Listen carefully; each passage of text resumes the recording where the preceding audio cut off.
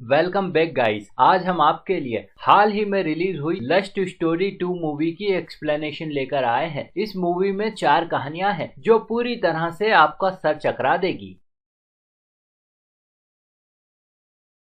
हम विजय नाम के एक बंदे को गाड़ी ड्राइव करते हुए देखते हैं। वो अपनी गर्लफ्रेंड निशा से वीडियो कॉलिंग पर लगा है कि तभी उसे उसके कलीग्स का फोन आता है। वो उसे बताता है कि सीनियर्स ने मीटिंग फिक्स की है, तो तुम्हें जल्दी से पहुंचना होगा क्योंकि तुम कंपनी के सीईओ हो। ये सुनकर विजय का मूड ऑफ हो जाता है क्योंकि इस वजह से अब वो निशा से मिल नहीं पाएगा। अब वो अपनी बीवी को फोन लगाता है और उससे कहता है कि तुम्हारे बाप की प्रॉब्लम क्या है, क्योंकि उसकी कंपनी को मैंने ही टॉप पे पहुंचाया है, तो वो मुझसे बिना पूछे कोई भी मीटिंग्स वगैरह कैसे फिक्स कर सकता है। इस पर उसकी पत्नी अनीता उससे कहती है कि मैं इस बारे में ज्यादा कुछ नहीं जानती। अब चूंकि वो भी कंपनी संभालती है तो उसे भी मीटिंग अटेंड करनी होगी। अब वो एक बार फिर से गर्लफ्रेंड निशा से बात करने में लग जाता है कि तभी अचानक से उसकी कार का एक्सीडेंट हो जाता है। अब इस सब से उसकी परेशानियां और भी ज्यादा बढ़ जाती है और तो और इस गांव में नेटवर्क की प्रॉब्लम भी होती है। अब वो जैसे तैसे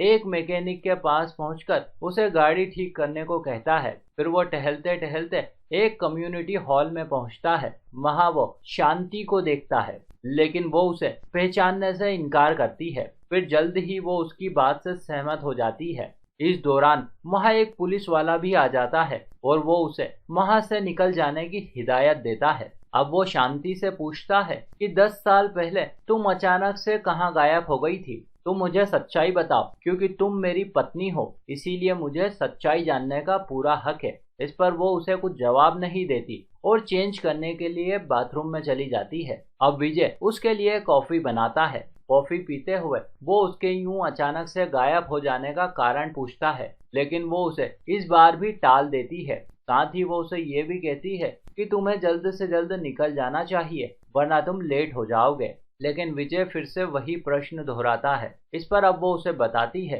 कि 10 साल पहले मुझे रास्ते में एक आदमी मिला। उसने मुझसे नर्सिंग होम का पता पूछा। गाड़ी में उसकी बीवी दर्द से तड़प रही थी, तो मैं उसकी मदद के लिए गाड़ी में बैठ गई। उसके बाद मुझे कुछ याद नहीं, बस तब से ही मैं इस विलेज में रह रही हूँ। इस पर विजय पूछता है, यदि ऐसी बात थी तो तुमने मुझसे कांटेक्ट क्यों नहीं किया। वो कहती है कि असल में मैं बहुत डर गई थी, शायद कोई मुझे मारना चाहता है। अब विजय उसे अपने पास्ट के बारे में बताता है। वो कहता है कि तुम्हारे जाने के बाद मैंने अनीता से शादी कर ली और अभी मेरे 2 बच्चे भी हैं। इस पर शांति उसे बताती है कि उसे कोई और नहीं बल्कि अनीता ही मारना चाहती है, क्योंकि मुझे मारकर वो तुम्हें मुझसे छीन लेना चाहती थी। ये सच्चाई जान विजय उसे आश्वस्त करता है। वो कहता है कि यदि उसने तुम्हारे साथ कुछ गलत किया है तो उसे उसकी सजा जरूर मिलेगी, फिर चाहे मेरी गृहस्थी तबाह ही क्यों ना हो जाए। लेकिन शांति उसे ये सब कुछ करने से मना करती है और एक बार फिर से वो उसे वहां से जाने के लिए कहती है, लेकिन वो उसकी एक नहीं सुनता।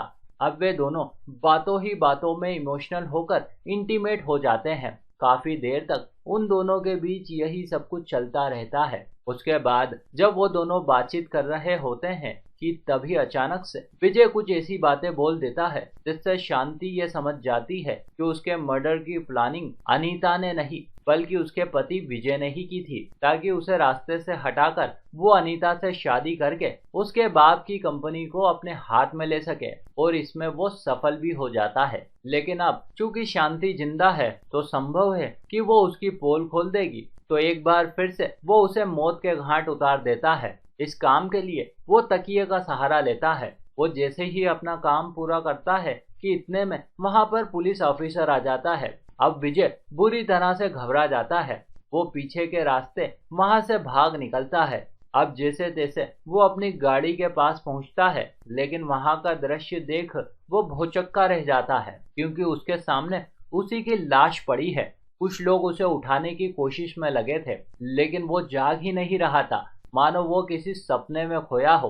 फिर वो 10 साल पहले मर चुकी अपनी पत्नी शांति को देखता है। वो उस पर हंसती है। वो कहती है कि मैंने कहा था ना कि निकल जाओ वरना लेट हो जाओगे। मतलब सच्चाई ये कि एक्सीडेंट होने की वजह से उसकी आत्मा उसके शरीर से बाहर निकल चुकी थी।